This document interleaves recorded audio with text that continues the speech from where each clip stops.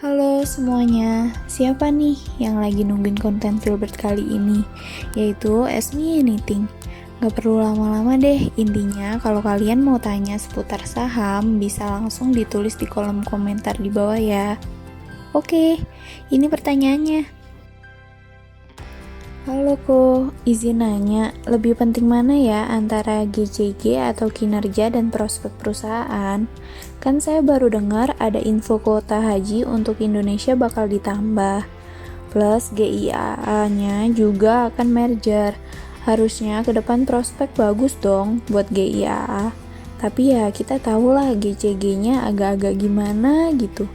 Kalau menurut Kofil gimana tuh? Baik, saya jawab ya.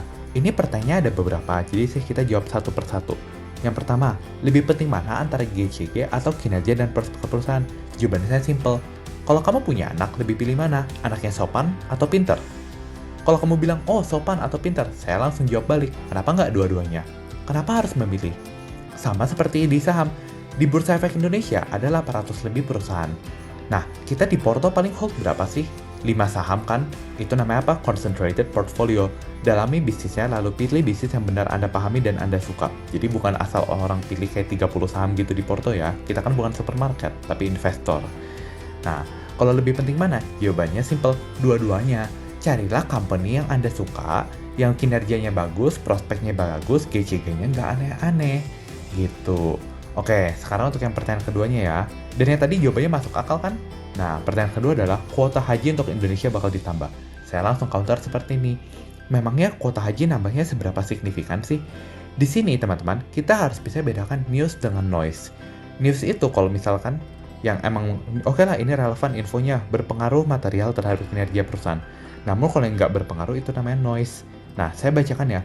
Kuota haji Indonesia ditambah dari 221.000 jadi 229.000. Wih, nambah 8.000. 8.000 itu setara berapa persen? 3,5%.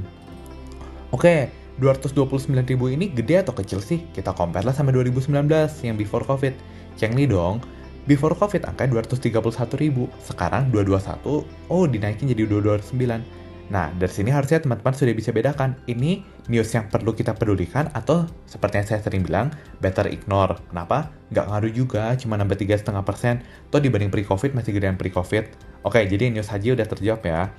Nah, pertanyaan ketiga, GIAA juga akan merger, harusnya ke depan prospek bagus dong buat GIAA. Nah, jawabannya adalah kenapa Anda berkata prospeknya bakal bagus? Reasoningnya apa? Apakah demand-nya bakal naik? Apakah efisiensinya bakal se-wow itu? Itu kan masih faktor abu-abu yang biasa digoreng oleh narasi. Kita kan, kalau aku simple prinsipnya, show me the money.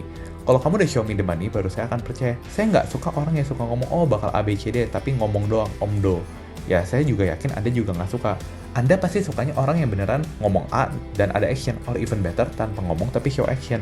Jadi di company juga prinsipnya show me the money. Nah kalau Anda bilang oke, prospek bagus karena merger, kenapa? Pertanyaan saya seperti itu. Karena di mata saya, merger pun masih susah ini bisnis. Airlines itu salah satu bisnis yang paling susah. Next sama teknologi lah.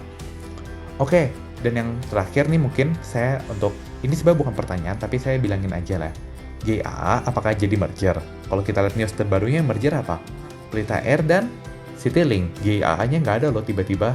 Nah, makanya sahamnya kemarin sempat ARB tuh. Nah, kayak gitu kan. Jadi di sini kita bisa lihat, oke, alasan Anda membeli saham apa? Apakah hanya karena ikutan news atau membeli saham karena bisnisnya? Kalau saya boleh kasih saran, belilah bisnis yang kita pahami dan kita suka secara valuasi. Itu saja sih, karena ingat, beli saham adalah membeli bisnis, bukan membeli lotre tiket. Oke, kita sampai di sini saja dan sampai jumpa di sesi berikutnya. Bye-bye.